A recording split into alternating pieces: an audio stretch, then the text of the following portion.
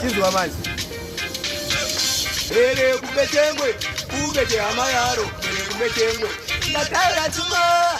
Tera ngala mkali ndauya nyakoyo.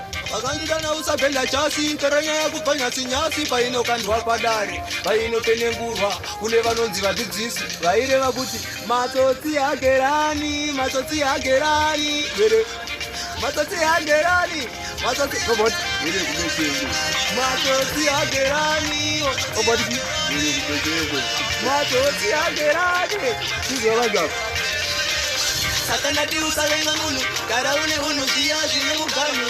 Usaita chifinu, zino erema, usada kupiwa nespunu. Malong story ndinawo wangu, vasinga svike pandiri zedzungu. Vanodziva nine kwaguka semungu.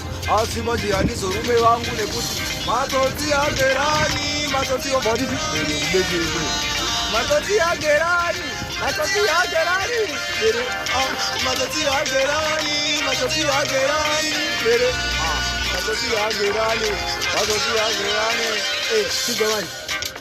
Sango, sango man, sango garandeka. Siujeyo zavadagwa nazo, shiganzi. Murongo chamba chega, matsotsi yema.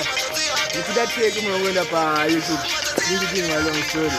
Yema ndikana pa story music nitaona malizo ataka atakaisa ipapo. Mungono ulaika bere kubechengwe. Yema nilipa siku zangu rondi sasa. Yema ni give thanks. Na tena ni 100 followers amana. Yema